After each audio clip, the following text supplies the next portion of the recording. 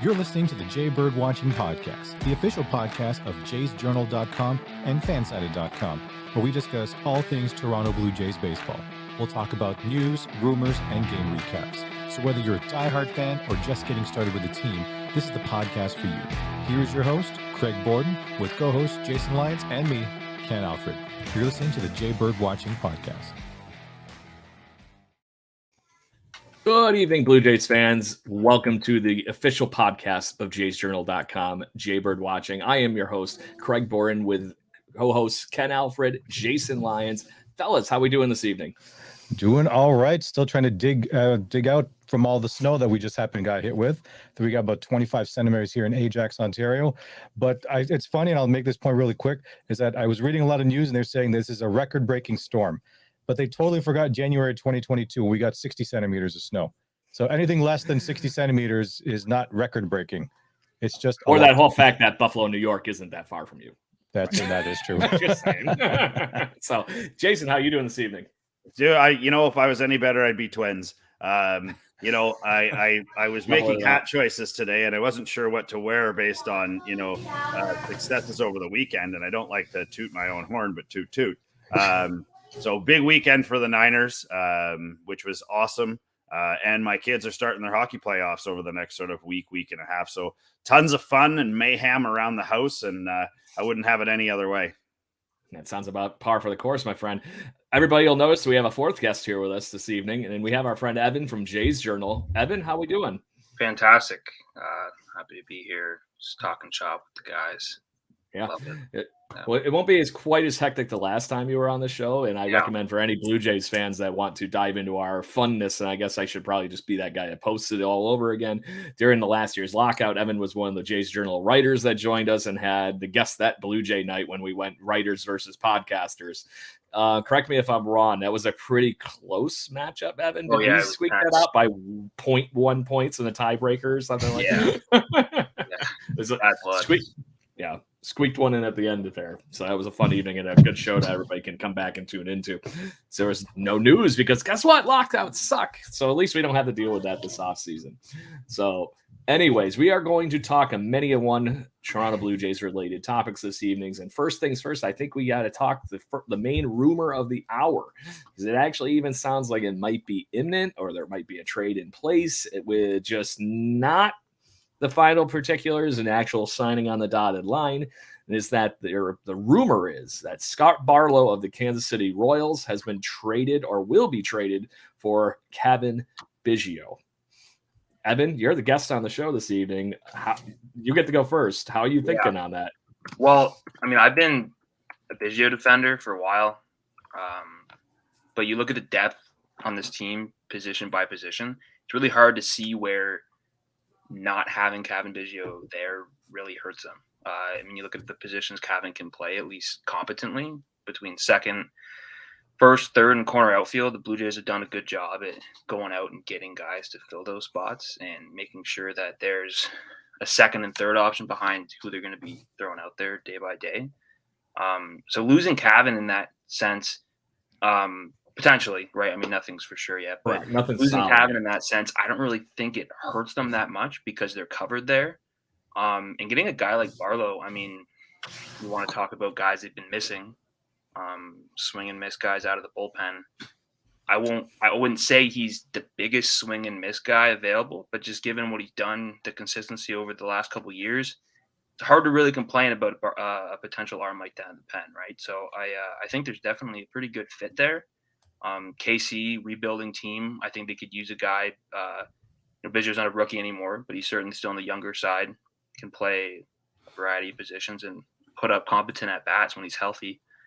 I think there's definitely a fit there. I'd love to see Barlow in a Jays uniform at some point. Just I think that trade's equal in terms of value.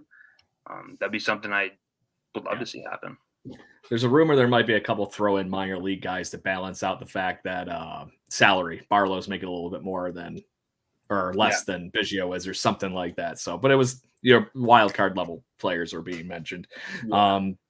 Jason, what are you thinking? Well, This one is again. I think it's a good deal. I'm on the opposite side where I haven't been the hugest Biggio fan. I've always liked him. I've always liked him around the team and sort of what he was doing as a human being. But I never really loved him on the ball field. And I'd like to see him go somewhere where he can play.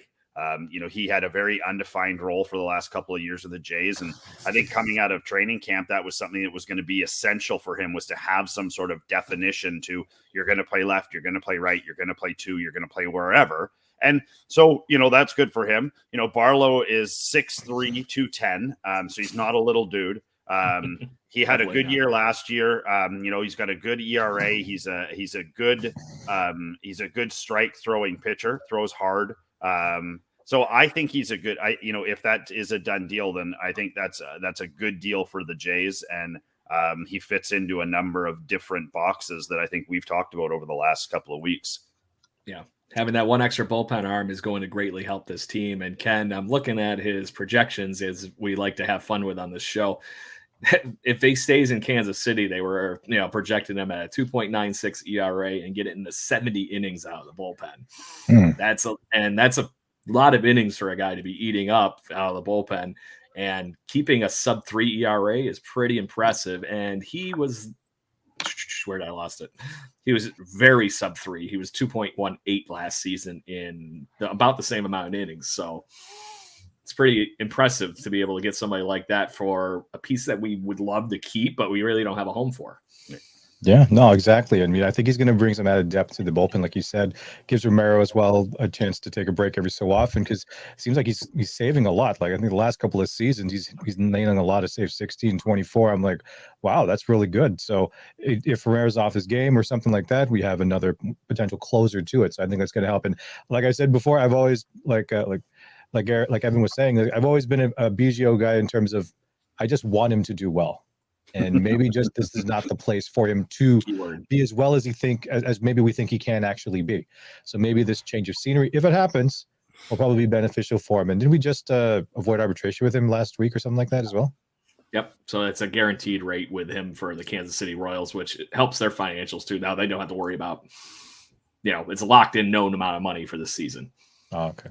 Yeah. Meanwhile, on the flip side of that, I just was curious about Barlow's current contract. We would actually be getting 2 years out of him. So you're trading years for years. Right now, obviously, Barlow being more on the I've been doing really well and been playing really well, where Biggio hasn't had that same level of success, but we have the talent level to be able to do that. He's a little cheaper. Yeah. Yeah. And and like you said, Ken, I feel like he's been thrown into a variety of different situations for KC, like not just middle relief, not just, closing, not just this. I actually feel like he might have even started a game or two mixed in there when they needed it. Right. But Kansas City is going full rebuild. They're like if their big signing is Chapman, then where that team's headed. So they're hoping they're into that point. That's what they're exactly doing with Adrales Chapman. Yep. They're hoping he comes out of nowhere and finds it all over again, throws 100 miles an hour actually over the plate, and then he can trade him at the trade deadline. Somebody needs a reliever. I doubt it, but oh well. Yeah, the Blue Jays know that story pretty well. There was a few years we did that pretty efficiently there. So I'd like to mention there's a lot of players on the Royals that would fit the Jays outside of Barlow. I think one name is that I've seen floating around on Twitter is Edward Olivares, former Jays prospect, if I'm correct. You are. I saw him in Lansing a few times. Yeah. Tore up lefties. And all of a sudden, people who hit lefties is now a target for the Jays, just given their newfound outfield depth. You look at their projected outfield starters, both two of them hit left-handed. So adding a right-handed hitting outfielder with speed and the ability to hit left-handers, I think is something that is still on their radar.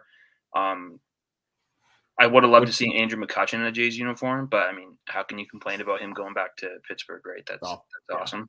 Robbie Grossman's another name to look out for. Just given the fit, he can play all three outfield positions at least decently and hit left-handed pitching really well. But if the Jays are going to put together a package centered around Biggio for Barlow and maybe Olivares, that would definitely take a lot more from the Jays side of things. But I think they have those low-level prospects that seem The filler's there. Yeah, exactly. They can find that. The Royals would love to see guys like that. So I think the potential for a deal is there involving multiple players, not just the two. And to that point, this is obviously a team that we know talked at the trade deadline last year. So we got Merrifield. So maybe there were some other guys in the system that they were like, hey, you know what? These guys would look good in a Royals uniform for the next 3-4 seasons. So it's that not the full-on major league ready guys out of our minor league system. So there's maybe that next level down.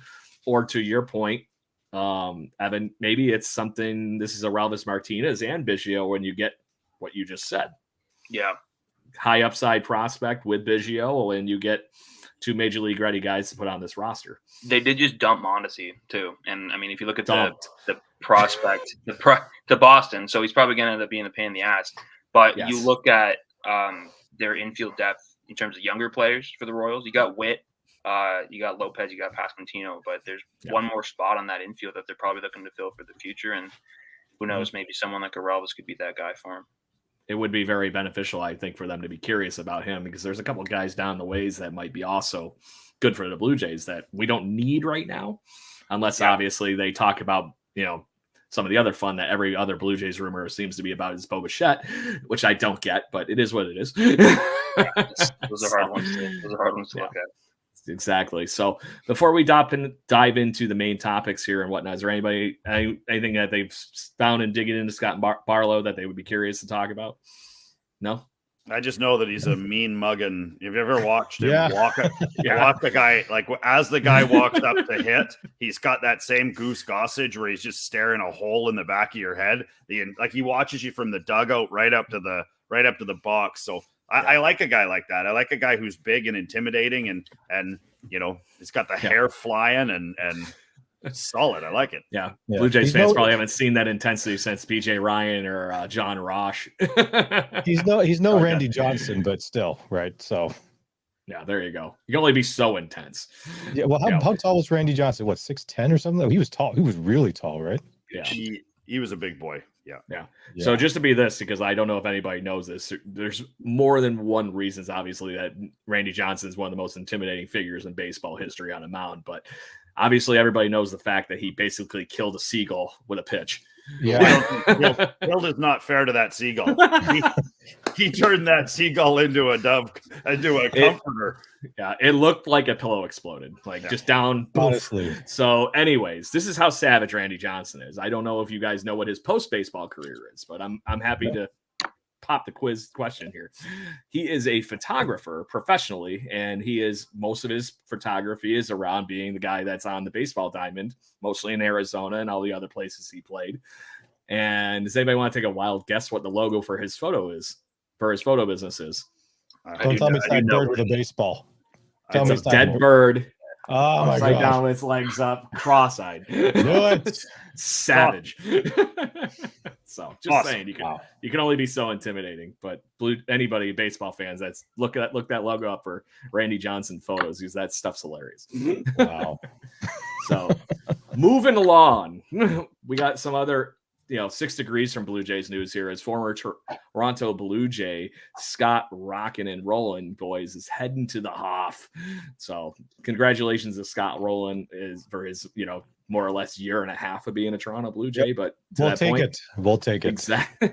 Those were the teams that were supposed to play well, and Scott Rollin was a nice little cherry on the cake there. And guys, those couple of years didn't pan out, but I'm glad that his career panned out the way it did, because he was a very fun baseball player to watch. Yeah. So I read a little bit today about, when he was in high school and he was sort of moving around from position to position to position. And I think this speaks, like if there's anybody out there who's got kids in Little League or anything like that, and you've got kids playing set positions at 11 and 12 years old, give it a rest. Like, these kids should be trying every single part on the diamond. I mean, Roland said he didn't play third base until his very last year.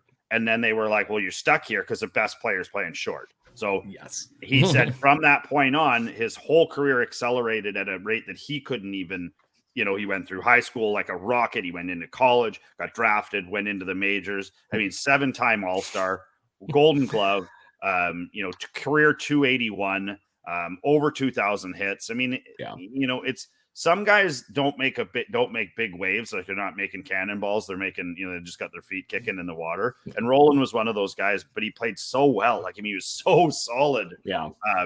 At third base. Yeah, there's you win 8 Gold Gloves, you're doing something right. I think they only mentioned there's only 2 Major League Baseball players in all of history that had more Gold Gloves at third base, and one of them was Brooks Robinson, and I'm blanking on the other. So, but either way, that's nuts. And to the fact that everybody was dancing on the line, is he a Hall of Famer or should he be making it? To your point, Jason, he ran through the minor leagues in 3 years, was the Rookie of the Year after that brief little, hey, how you doing in the minor leagues to be in professional baseball?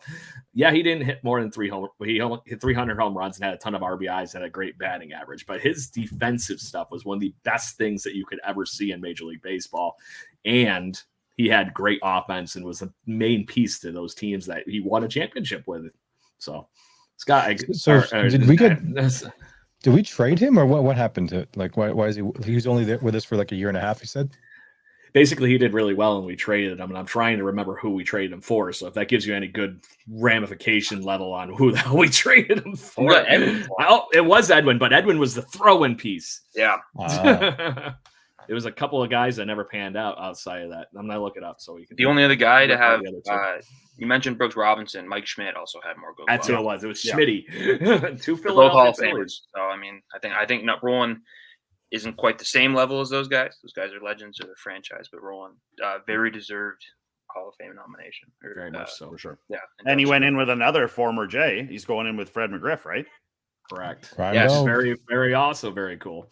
Yeah. Somebody that was also in that same ballpark of being looked over on that ballot for a long, long, long time, and it still amazes me that McGriff never got in on any of his actual ballots. They had to get veteran committee in, but. To that point, both of these guys well deserved. So yeah, very happy.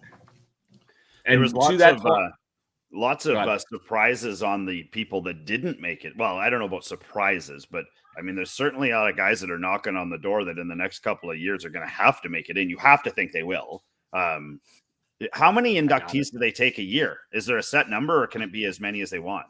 It can be as many as 0 or however many happen to get over 75% of the votes. Okay. I feel like there might be 5 or 6 next year. Like, I mean, really, like Helton gets in for sure next year. You have to think that. You've got Bobby Wagner. You got Andrew Jones, I loved Andrew Jones when he played.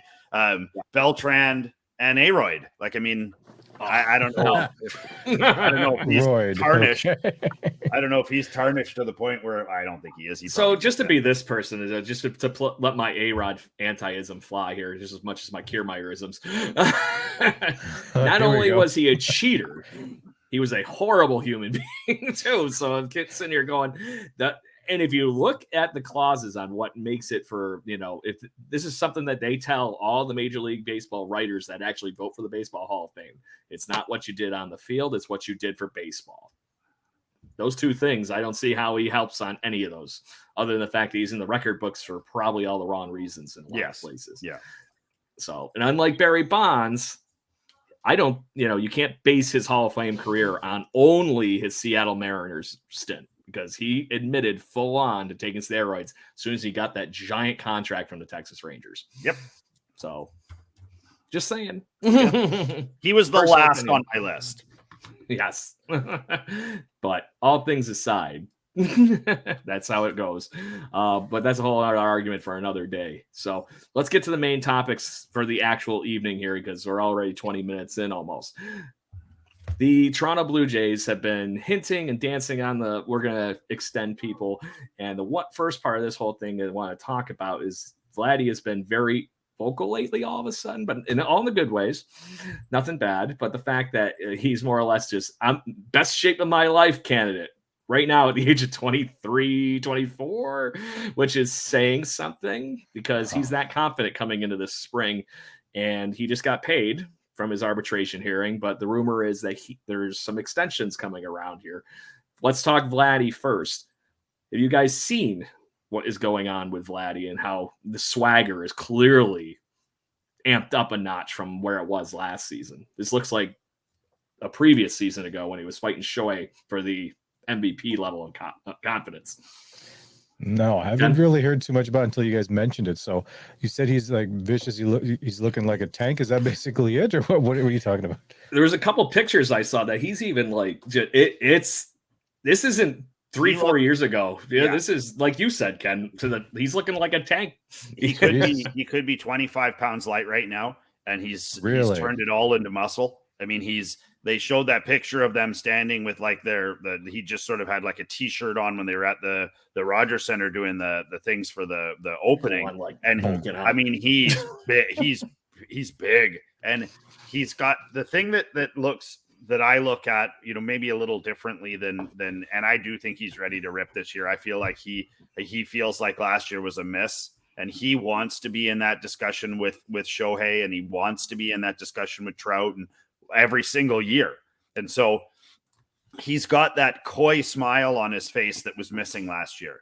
And that's when fun Vladdy is playing baseball, then watch out.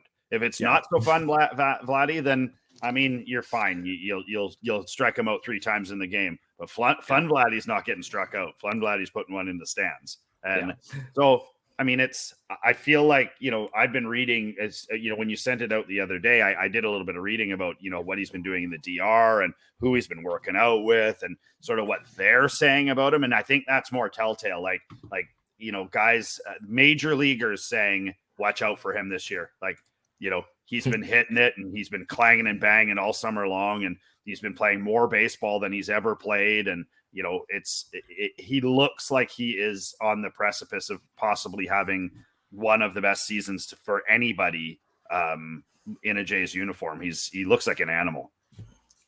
Well, I'm very excited to see this, and let's hope it translates into the performance, because it's all about not about looking good. It's not about the show. It's all about, can he go, right? And we all agree he probably can go. I'm just kind of curious to see with this extra weight, is he going to be stealing more bases this year? Is he going to be trying to stretch out some triples this year? That's what I'm kind of curious at. I hope so. With the guy who's supposed to be touted as the face of the franchise, I think this behavior and this, not necessarily showboating, but proud of the work he's putting in, that's expected, right? Yeah. This is something, especially for a guy who's more quiet. He's usually talking to a translator. He wants to make sure that what he's saying is translated properly. Everyone's hearing him correctly, right? I think, Vlad really takes his persona seriously. And for a guy who's so young, that's a big deal. And to see him backing up his words even more so in the offseason, that's going to be huge. This is a big season for Vlad. If the Blue Jays don't walk away 3 years down the road without an extension, I think that's a massive miss, because this is a guy who has a chance, realistically, to be a top 3 player in franchise history. He started when he was 21 years old. And, he can just go and go and go. And he's putting up all-star caliber numbers year after year. He's going to. And he's got to prime himself every year for a big one, because he's going to be – and he just got the first taste of real playoff defeat. I had the misfortune of being at that game. It was it was brutal. It was unbelievable. You could hear a pin drop in there. And, you really want him to carry these feelings and everything in the offseason. And, you gotta think that that's been the case. Because that, to your point, that was the first home game the Blue Jays legitimately had in this tenure of what has been playoffs runs for the last few years. But the last playoff position that they lost in was while they were in Tampa, and that was during the COVID years when they were playing in Buffalo. Yeah. So there was no playoff games in the Rogers Center at all. So that was the first, like you said, real taste to it. I don't know if this is going too far with the swagger or not, but did you see what he said about the Yankees? Yeah. The key word was the Yankees are the easiest team to face. Yeah. People are going to get worked up over what Vlad's saying to a 9-year-old kid. People are going to draw their own conclusions. What do you want? I can tell you right now, being the person that lives here in New York, all the Yankee fans here in town are butthurt about it. Yeah. Good. Yeah. Good. Now who's afraid? They're all like, you guys. Oh, if you look last season, we whomped you. It's just the record against the Yankees last year was very good, and it's been the last few years. Yeah. So the fact that they're getting all, to me, them being so defensive about it, and I'm looking at, funny enough, the Yankee Avenue Twitter account I was scrolling through on Twitter, and sure enough, it says, "Are you serious?" It's like, yeah. And they're showing all these like 2 clips where the Blue Jays, lost to them, not the Alek Manoah going, "Come on, past the Audi sign," or any of that stuff. It's just silly level, but. I love that he's got that swag back, because I really think that, to your point, Jason, he's having fun on the baseball field. This is the kind of stuff that goes right. This is just the beginning of it. So let's, now that we've talked about Vladdy possibly being vicious and living up to the nickname I've been trying to get started for like 4 years, is Vladdy Vicious. Vladdy Vicious. To me, it was like the Big Hurt got his nickname from an announcer going, "Oh, wow, he really put a big hurt on that ball when he destroyed a home run," right? And I'm just thinking, no, that was vicious. You hurt that ball, man. So, you hit the ball like it owed him money, pretty much. That's what it is, right? Pretty much. Broke its legs completely in half. So, extensions. We already saw Vladdy got a good pay for this season. But in the midst of that whole thing, there's other teams, or other players, that are very crucial to the Blue Jays core. Now they've got some of these other pieces locked up. They got the Chris Bassett. They have Jose Barrios. They have Kevin Gausman. You got all these pieces that you got to keep together, because otherwise this is just going to be rather expensive with all these arbitration hearings from year to year. Possible feelings are going to get hurt, as we're seeing with Bo Bichette. How does that translate going forward? They're already over the luxury tax. Do you just keep going? There's all these pieces that are moving to that whole thing. Evan, do you think Vladdy is the quote unquote one we've talked to, regardless of what he said during some of these interviews? Or do you think there's somebody else that the Blue Jays are currently targeting? You mean in terms of an extension? Correct, sir. I hope it's Vlad. I think just you can break down all the data you want.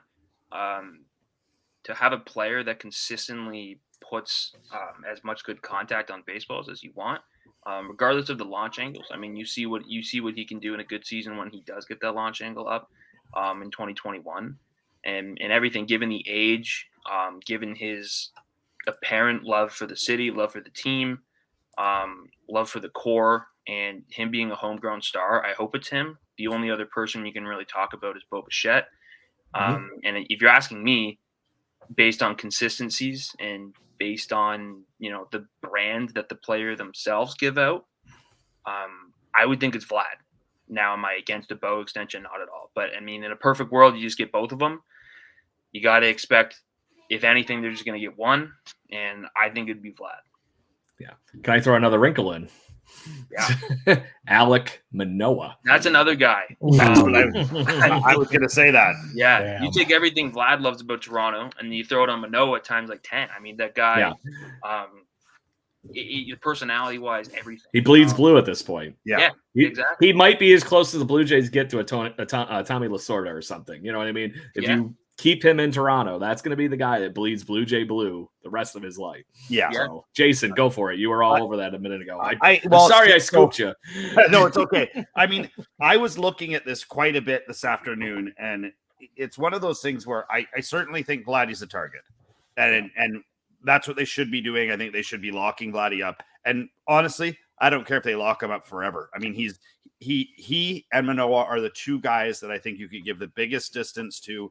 You want them there. You want them to remain the face of the franchise. I was trying to think about guys in the majors who've stuck with their teams as long as they have, and just the legacy that they're able to create. It's amazing what some of those guys have done.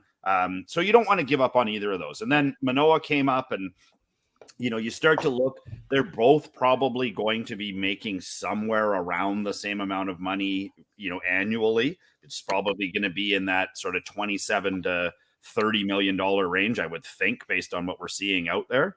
Especially when you look at the Fernando Tatises, you look at the Raul Acuñas, you look at Julio, all of them. He's in that category of crazy good talent.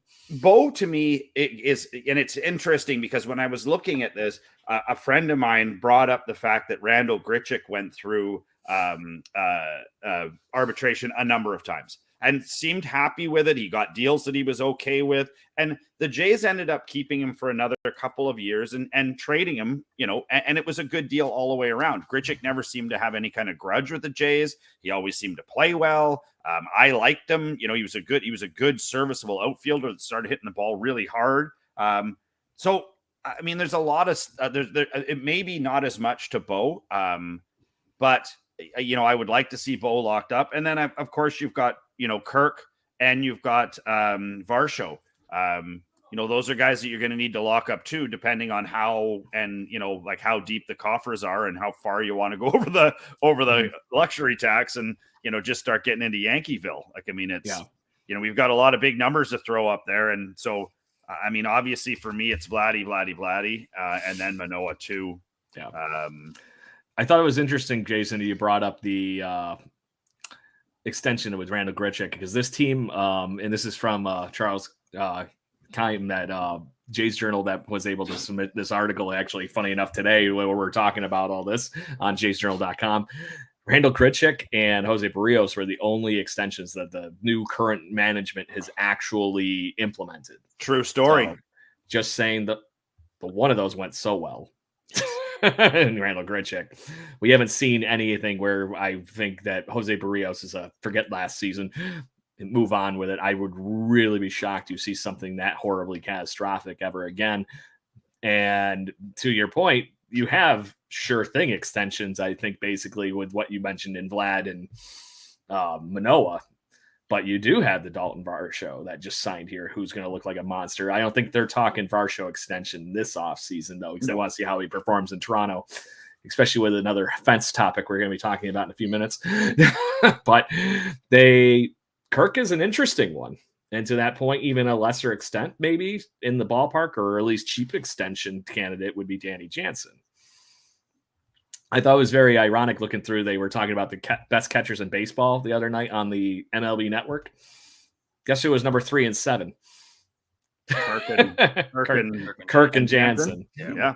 And Wow. just what you were just saying, though, Craig, I actually marked this down. I took notes. I marked Look this at you, down. all professional. I know. So they were just talking about Jose Barrios, and I guess he's been in Puerto Rico all break. He's playing in the World Baseball Classic for Puerto Rico, and he's down as one of their starters.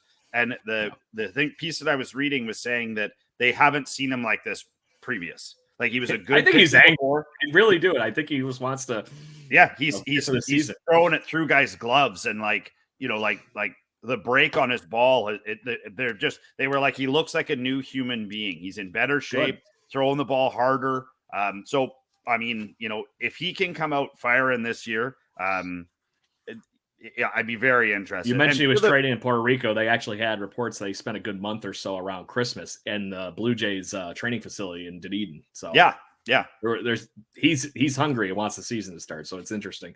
And Evan, looked like you had something on your mind. You're next. I was just talking about the Julio Rodriguez thing, and then I think about the Rafael Devers extension, the Fernando Tatis extension, the extension that I'm expecting Soto to get with the Padres. Yeah. Why can't that happen to Toronto? I mean, you talk about it all the time. There's no reason. How big of a market it is, how much money Rogers has. It would be unbelievable to let a generational talent like that slip through to the point where you have to expect an extension with at least one of them. And it just gets to a point where why can't that happen to the Blue Jays? Like, there's just no reason why all of these teams in lesser markets, more or less, are able to extend these like generational talents. And I just think that's got to happen to at least one of these guys. Yeah, I guess I'm gonna have to repost this here, Jason, because this is vicious Vladdy. Oh yeah, put it on. Yeah, you guys just wait till you see it. I gotta be this guy, I guess, huh? So keep talking as far as extensions go while I try to make my computer cooperate here with your. Well, I mean, I think it's interesting when you bring up the Kirk factor, because he needs to be extended as well. I mean, he strikes me as the kind of guy that might give the Jays a break for 1 year. I mean, they gave him a chance. They've stuck with him. They've really made him feel like the A1 catcher rather than being, and now he's showing better than Jansen. So, I mean, I feel like if there was anybody that was going to give a little bit of a hometown break, then I think that would be Kirk. But again, I think the hope is that, and I kind of got this feeling from the discussion. Good Lord, with my God, geez Louise, I can't even talk. That thing hasn't even landed yet. There's a house back there. Look at him. He's like, where did it go? Yeah. For the listeners that are listening on the audio, we are watching like Vladdy hit a ball right now. He's doing some batting practice. Where is he? Where was this video taken? The I think DR this is actually the Vlad Guerrero I think Dominican Republic training facility that they got down there. So anybody who's listening on audio and can't see this, we'll put it up on in all the show notes or something up like on that. everything, Greg, because this thing it's amazing. Look at him. He's like, go back further. Go back further. Plaqueta. It's amazing to see. And again, like this is there's a guy out there. I didn't even see that. There's a guy out. Yeah. The guy out past really the fence that's trying to shag fly balls from Vlad. And I that's also no short fence either. I also kind of think of the Jays. He's still running back. Lost him in the wilderness. Yeah.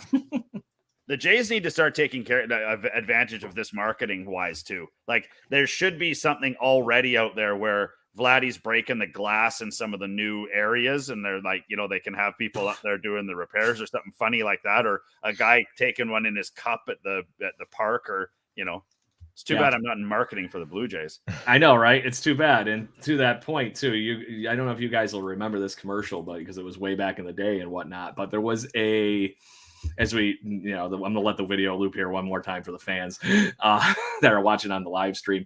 But there used to be an old video of it was Roy Halladay walking on the beach, and it was close to being baseball season kind of thing.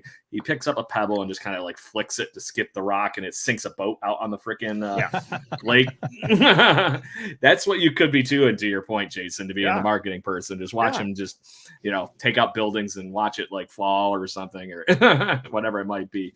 But, what a perfect way here, building on your way. They want to unveil the new renovations being done online or anything like that. Have Vladdy hitting home runs off of all the old stuff and watch it fall into rubble and show all the new stuff. Yeah, I'm sure you can do that. You sure you can do it? Be awesome. There you go. So, anyways, I agree with you that Vladdy's probably your shoe-in the midst of everything here to get that extension, but there is enough flavor and everything that you could fill this team out pretty well with some of those other options. And then, like you said, Jason, Evan, I think you were the one that said that you could kind of pepper in Manoah and Vladdy over the next few years, as you're already paying them. Well, you're paying Vladdy pretty well. Yeah, you're not really paying. And Manoah is going to get paid this coming off season. Very well. He is going to get paid coming up. They're getting away with, very low in terms of how Major League Baseball players get paid for Manoah right now, but that's going to go up in the next couple of years. And Vlad's contract extensions are only going to go up, right? You could see him getting like $25 million before hitting free agency soon, right? That's just how the market's going. Yep. And to that point, if you can lock him up, this is nothing different than the Blue Jays did in the past with Vernon Wells, for example, Carlos Delgado, the core guy. That face your franchise. Coming, take it or leave it at this point. If you don't sign Vlad to something and keep him for a really long time as a Blue Jays fan, or Blue Jays fans are going to revolt a little bit. Just saying. Yeah. Well, just look at what's happening here. I'm remiss to speak of the Vancouver Canucks anymore, as they are completely dead to me. But if you want to see how a franchise can destroy itself by not making one smart decision, like Bo Horvat is having a career year. Everybody here seems to like him. He's a good hockey player. And yet they turn around and sign JT Miller, the guy everybody hates. And then kick Bruce Boudreau down the street for a week. Like, it's brutal. So Jay's ownership, smarten up, get this guy locked up, and then we don't have to deal with it, and we can just watch him hit smash dingers for years and years and years. Yep. And then I can finally buy a Jays jersey and not have to worry about the guy getting traded. There it is. There it is. You sound a little disgruntled about that. Let me guess. Was it a Brett Laurie jersey or last one? I got That was mine. I got the fake tattoo sleeves with it too. It was And a a can of Red Bull. It was a two-parter. I still think the Blue Jays are missing out on nostalgia, like not having like a bobblehead for sale in the Jays shop. That's like just him, like you said, fisting a Red Bull and getting ready to and going like this or something like Popeye. But whatever. What do I know? So, but speaking of the Rogers Center and all the fun, unless there's something you guys want to add on the extensions. No. No? Let's talk about the outfield. Let's talk about the outfield. We're talking about the outfield. The Blue Jays released the outfield dimensions the other day on Twitter, and it was really just Scott Mitchell. I don't know if he got a measuring tape out or what he did, but anyways, it came out, and this is some exciting stuff for a team that is and always has been built on offense. So I'm not exactly going to scoff at the fact that things are going to hedge that bet in the right direction. I know it made the people at the Park Metrics, whatnot, on ESPN kind of shit a little bit because they're like, oh my God, that's so different. But I'm going to post this up, boys. And there's your new outfield wall dimensions. It's a little different out here in the power alleys, but it's kept the same here. But remember, though, this is also with shorter walls. Do you guys want it broken down a little bit because the walls are a little bit shorter, so it makes the dimensions a little bit better? So here's what the new dimensions are expected to work out to finally. The right center field alley will be moving from 375 to 357. That's huge. Left center, that's this field, area right in here. Yeah. Left center moves from 375 to 366. Center field goes from 400 to 397. That's nothing. And then the lines are expected to stay the same at 328 to both posts. So, I mean, for a guy like Springer, that gives him a little bit more wiggle room because he hit a number of bombs this year that were, just into the first ring of the deck there. So, I mean, that gives him a little more leeway of maybe those are 4 or 5 rows into the thing. But it also gives Craig's buddy Kevin Kiermaier more opportunity to climb the wall and get him that. I want you wearing that Kiermaier jersey more than I've wanted a lot of things. Ain't happening, man. Just to be that person, I don't care what the bet is and how good it is looking for me. If that's the counter I have to pull in the background, it ain't happening. I ain't losing that bet. So, but to your point, the biggest thing on this whole thing is the fact that it's an 8-foot wall. The Blue Jays used to, I believe those were actually legitimately 10-foot walls before. So that's not a small gap. That's, it's 3 meters, right? So Kevin Pilarsher made those walls look 8 feet. Yeah, he sure did. So, but to that point, there's only been so many people in Blue Jay history that can do that. And you pretty much can count them on one hand. The best one that comes into my mind is Devon White. Wearing the white panel hat this evening. Yeah. And you're wearing your classic. And the tightest pants you ever saw. You could see Devo's pulse from home base. It's so funny too because now that he's coaching, he doesn't wear them like that no more. Because he's actually we saw him up in Toronto during the with a few coaches being out and whatnot in the transition and stuff like that. He actually went from Buffalo up to the major leagues again for a little bit there in this past season to be the first base coach for a bit. So, but to that point, the fact that Devo is one of those guys that shows up for spring training every year because he's on the coaching staff of the Toronto Blue Jays, pretty cool stuff. So now, guys, looking at this chart, it's a symmetrical field still. Is there anybody you think that benefits from those power alleys being the way they are? I think all of the offense does. You get the right center field gap that stands out. You assume every left-handed hitter is going to have a benefit. And yeah, sure. I think people kind of glance over the fact that a lot of the Blue Jays right-handed hitters, particularly the really good ones, go to all fields. I mean, I could count numerous times during last season when whether it was Vlad or Bo would get into one to the opposite field. They're playing at Yankee Stadium, right? And you could swing one hand and hit a home run in the right field. But a lot of times last year, they would have no problem driving the ball the other way. So I think it's going to benefit the entire offense as a whole. And if I might add something on the pitching side, Craig. Go ahead.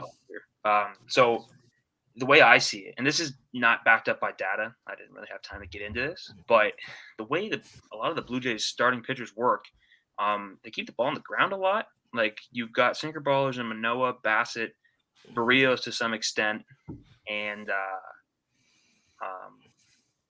I guess that would be it. But anyway, you get pitchers that take a priority to keeping the ball on the ground, and that works great when you have good defensive players in Chapman, Espinal, Vlad, Merrifield, sometimes Bo. So I think, teams have discretion to change their fields how they see fit. You got that abomination in Baltimore now where it doesn't even make any sense, right? Yeah. I mean, you mean the thing that could have physically helped them win last year if they didn't move it? I know. I mean, they butchered Ryan Mountcastle's career just for the sake of getting another pitcher. They did that with the purpose of wanting to bring in more free agent starters, something they were struggling to do as a franchise. Yeah. And that, that was made to help the franchise as a whole. These changes to the dimensions of the outfield, I think this helps the entire Blue Jays team. It doesn't hinder the pitchers significantly enough that I think it's going to be, people are going to complain regardless. That's just what people do. But I don't think it's going to be as significant as people think. And it still helps out the entire offense because of just the skill of the right-handed hitters and the new abundance of left-handed hitters. Yeah, for sure. For sure. Go ahead, Jason. Yeah, I mean, it's, as soon as you introduce some more lefties into there, like it's one of those things that the majors need more of is power lefties. And, you love to see them go out that way. And there's something about a ball going out that direction because you don't see it as much. But again, if you go and look at any of the spray charts for the Jays, like look at Kirk's spray chart, it's a mess. It's all over the place. Same with Bichette. Yeah. They all are. So if you were to shorten one part of the field, I don't know, like maybe Danny Jansen is the only one that is a really like a significant pull hitter. Like everything he hits is to the same field, hard. But you look at all of the rest of them and, like Vladdy gets a piece and puts one out to right. Springer is all over the map. Like, and same with Kirk. Bo's a complete flip where he does nothing but opposite. Right. Right. It's like a paintbrush flicking paint. That's what it looks like. He's a late swinger. He's high kick, late swing is always going to be center or just oppo, right? And the later he steps on that high kick, Justin Turner, same way. He hits the ball. Everything is center and just to the other side of it, same kick. But yeah, I think that the other advantage is who doesn't like home runs? Come on, like. Let's let the big dog eats a couple of times and see if our pitchers can outpitch these guys who come in and they're like, oh, they shorten the fences. Well, fine. See if you can hit it, Jack Weed. Yeah, exactly. And especially while we're throwing good, solid 4 starters at you at this point too. So it's going to be interesting to see what happens. But guys, I don't know if you, I want to explain the average part there. It's just below the, picture there. Yeah, that is actually based on the major league average for quote unquote generic ballpark, right? So, and that's how it's weighted to the Toronto Blue Jays ballpark. So this is for the left field fences. It says on average there's 18 to 16% more home runs to the Blue Jays left field and right center, and going toward right, it is completely the opposite, which does make sense because there's not as many Blue Jays lefties. So on average, I would say lefties hitting home runs just didn't happen. Yeah, so we'll see now. It's pretty interesting though that when you look at that, right down the line in right field and left field, pretty crazy stuff. And then going up the middle into this power alley stuff, it's more or less major league average is what I would interpret that information for. But I just wanted to give you guys that benefit of the doubt. Ken, the one thing I want to bring up to you, and this is because one of your favorite hitters of all time, Kelly Gruber, was a doubles machine. Yes. And he played in this ballpark. And you all of a sudden made that power alley, those 375 spots, just that little bit more further for that ball that goes into those power alleys to roll in a brand new Major League Baseball season that's not going to have any shifts. That's going to be a legit gap for doubles again. So do you think that this is going to be one of those things that plays not just to home runs, but to extra bases and doubles too? Absolutely. I mean, like you said, I think it's a hitter's dream right now that we can hit him really far. But I think, yeah, like the most important thing is getting those not base on balls, getting those extra hits on there, right? So not maybe stretching out a few singles to a double, maybe to a double to a triple. So I think it's going to be very exciting for the Jays having this stadium like this. And I can't wait to see more, more than just singles, which is going to be nice, or home runs, because especially for those times where we have runners in scoring position, we're going to need that, putting that ball in play. If we can't just hit it out, then at least we can get some extra bases on it. Yeah.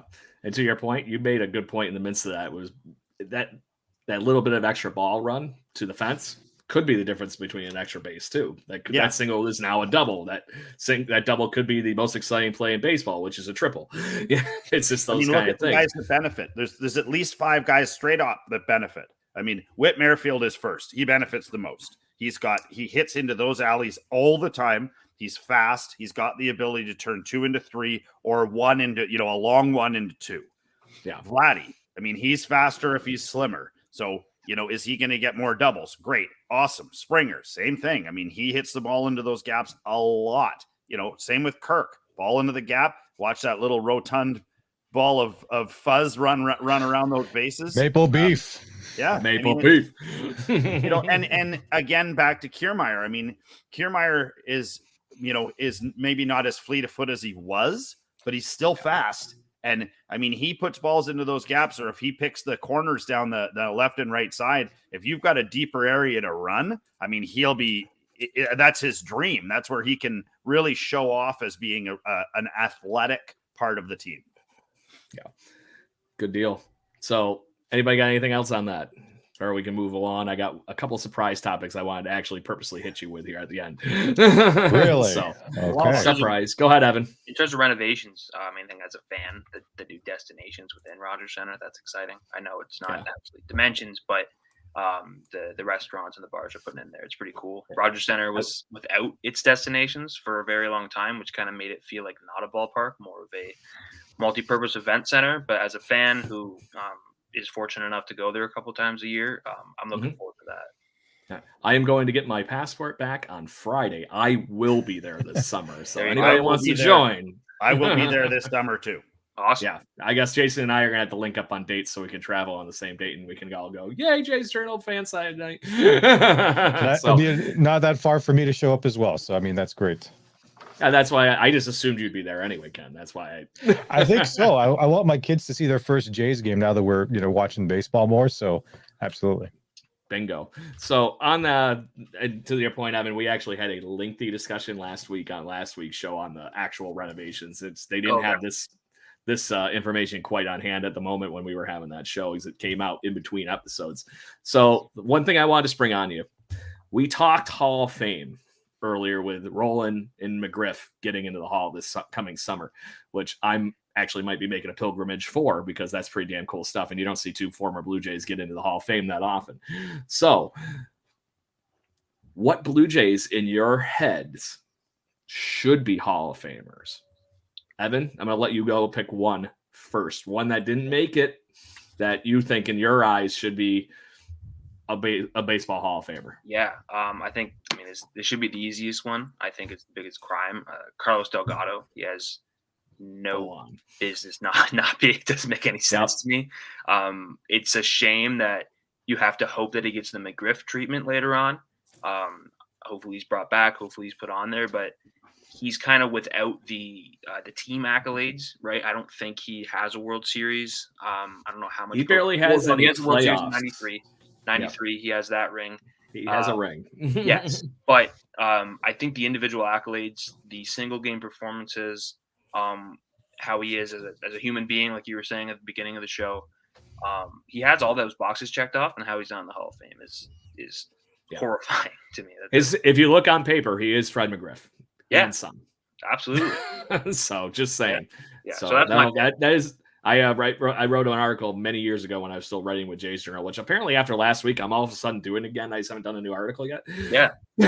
So there is that. So he was my number 2, McGriff being my number 1. Okay. So I won one finally after 5 years since I wrote that article. There you go. So Ken, in your heart, and I can't say Kelly Gruber's a Hall of Famer. I would have said Kelly Gruber as well, but no, I like Evan's choice, Delgado. I think he performed really, really well, and I don't know how can you not, because he was kind of like a bit of the face for the Jays for during that period of time. Yeah. You go away from if you think of the Angry Bird like logo that we had for all those years, there's two people that come to the mind, and only one of them's in the Hall of Fame, and the other one not being is a little funny. Roy Halladay being the other, Delgado being the one that is rightfully so. Maybe Jason? Sean Green. How did Sean Green do? I know he did. He had a few good seasons with the Jays. Right? Sean Green ended up having a very fruitful Major League Baseball career, and honestly, he could fall into the Harold Baines category because I think he was just as good, if not better, than Harold Baines. Because guess what? He could do play defense. Harold Baines barely played defense, so good call, Jason. Well, mine is akin to like Paul Henderson being in the Hockey Hall of Fame. Paul Henderson didn't have the most prolific hockey career. He certainly scored one very, very, very important goal against the Russians, and that's what he's known for. So my miss for the Hall of Fame has got to be Joe Carter. I mean, I don't know anybody who is more influential to a franchise for a long amount of time than Joe. I mean, he hit a home run that is still, all you have to do is hear the first part of that call, and anyone who's a Jays fan knows it like that. So there's a lot of baseball fans, period, that know that. Yeah, call, and I mean, Joe had a good career. I mean, it's a few other names came to mind, like Dave Steve and a few other guys who, Dave Steve. Let me have my guy, please. Oh, sorry. Yeah, I'm just going with Joe Carter, and that's it. Joe Carter. Joe Carter. But to your point, Joe Carter, not only does all the Blue Jays fans and most Major League enthusiasts from that time know that call, that is still one of two home runs like that in all of Major League Baseball history. That is one of two walk-off World Series winning home runs in baseball history. The other one, it has a name to it, literally, because it's called the shot heard around the world, which was the Bill Mazeroski hitting a home run to beat the New York Yankees in the World Series. Just saying. Crazy. Crazy. So there's another good reason. And by the way, that bat and ball are actually in Cooperstown in the Hall of Fame for both those. And they're in the same display case with Joe doing the fist jumping and everything, and Mazeroski doing it. It's a really cool display. So more holiday destinations for baseball fans. If you haven't had a chance to go to the Baseball Hall of Fame, you can hang out with me. I'll go. It's only about 2 hours for me. There you go. I'm spoiled. So anyways, my pick, John Olerud. Oh, yeah. One of the best Major League Baseball hitters that nobody knows. So, yeah. 1993. Yeah. 1993. He beats two Hall of Famers for the batting title that year in Roberto Alomar and Paul Molitor. Not only did he beat them, he destroyed them. The Blue Jays were the top three batting average players in Major League Baseball that year with those three guys. John Olerud batted a mere 361 and flirted with 400 for 4 months of the baseball season. That was like a legitimate storyline back then, wasn't it? Yeah. That was like actually within reach until like August or something. Yes, it was in full-on reach. And actually, if you're looking for something really cool to watch on YouTube, there is a video from somebody that did a really good job on their homework and actually had the graph of the, going like this with the batting averages for Ted Williams the year he did it, and John Olerud. And in the midst of my article that I was talking about a minute ago, there is actually a very famous quote from Ted Williams. And the quote was, not that year, he was talking about Major League Baseball players in 91, 92, somewhere in that ballpark. And they asked him if anybody else in Major League Baseball currently might be able to hit 400. He actually said John Olerud if he was a little bit faster. Because he had the bat to ball skills that Ted Williams had. It's pretty insane. I mean, just from a statistical perspective, that someone can have an OPS above 1,000 and not hit 30 home runs. It's kind of nuts. How often he was on base and how consistently he was, and he also led the league in doubles that year too. He did that. He came close to doing that a few years. Yeah, because he also had a very extensive career with the Mariners in the year they actually broke the single season wins record. Yeah. Without Ken Griffey Jr., by the way. Yeah. He was one of the guys that came in to replace, and then they got Ichiro and so on and so forth in 2001 there. So Yeah, that was a mere signing for the Seattle Mariners, bringing in Ichiro Suzuki, who won the Rookie of the Year and the MVP award in the same year. Yeah, just saying. He was okay. Ichiro was okay at baseball. He was all right. Just okay. So, and then the last tidbit is I actually found out who the other two random names were for Scott Rowland. And you're not even to probably remember these guys. When we traded Scott Rowland to the Reds to get rid of him, we got Josh Rinicky, whose dad was a famous baseball player, but he wasn't. And then Blue Jays fans might remember Zach Stewart. Angry Bird guy that couldn't get out of the bullpen. And yeah. And Edwin Encarnacion was the quote unquote wild card guy thrown into that trade. Not the centerpiece. Those other two guys were. Played third back then. Correct. Yeah. And then famously, not too long after that, the Blue Jays actually waived Edwin Encarnacion. He was a free agent, and I believe the Kansas City Royals were about to claim him or claimed him. And then I think he was on Oakland at one point. I think he something like that. Becoming athletic, and then by the grace of God, went back to the Jays and actually went off. Yes. Didn't the Twins waive Big Papi at some point? Yeah, he started with them, and then they didn't like him, and then he was. I believe the exact quote is he's never going to hit in this league. Yeah. I remember reading that somewhere at some point, and Big Papi being the character that he is, he was almost real subtle about that. Kind of like my favorite freaking random GIF with audio is going, "The Yankees lose." Oh boy. On that note, anybody have any other topics I'd like to add in really quick here as we are at the hour mark? Good. Evan, shameless self-promoting time. Tell all the Blue Jays fans where they can find your stuff and how they can find you on social media. Yeah. And anything else you want to plug? When you head over to jaysjournal.com, my name's Evan Gignac. Got a lot of fun stuff up there. I'm familiar with the first basemen. I did a ranking of the top 5 first basemen in Blue Jays history. I did the starting pitchers as well. I just touch on stuff I find, some brief news pieces, if everyone want to be up to date. And I try to be personal. I try to have my personality in my writing. So if you ever want some fun time to go over to my Jays Journal. And then I'm also, I'm not a super fun follow on Twitter, trying to be more active on that this year. It's hard to when, worst case scenario, you could at least be a super fun follow here when you join in. Exactly. Yeah. I love coming on. My Twitter is JiggyBats10, inspired by Joey Bats 19. So you can find that on Twitter as well. And thanks, guys. I had a great time. Thanks for having me. We'll definitely be having that again shortly. But you got to hold on here till we finish the show with the 2 claps and a Ric Flair. But so Blue Jays fans, make sure you follow us on social media. We are at Birdwatching GC anywhere you can find us. YouTube, Twitter, Instagram, all those fun, good holiday destinations for your, I'd say, internet mayhem. Make sure you follow us here every week on YouTube or whatnot so you can actually get alerted to our shows. Hit those subscribe buttons. Be alerted to when we go live every Wednesday evening is what it sounds like for the new future here, because Ken gets to have fun goofing around. What was the sport that your children were playing now, Ken? They're wrestling. So they have wrestling classes on Tuesdays. So great sport. Good deal. Great sport. Randy Savage elbow drop. Done. Yep. The Macho Man.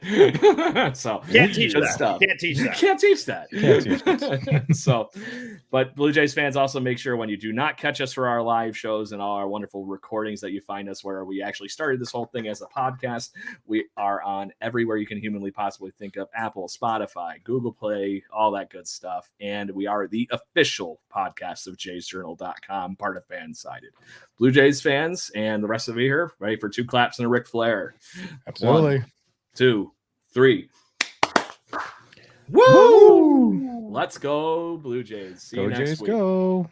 Thank you for listening to the Jay Bird Watching Podcast. Please follow us on Facebook, Instagram, Twitter, Twitch at BirdwatchingGC, and our YouTube channel. If you want to support the show and get extra content, please consider joining to our Patreon at patreon.com/birdwatchinggc. Go Jays, go.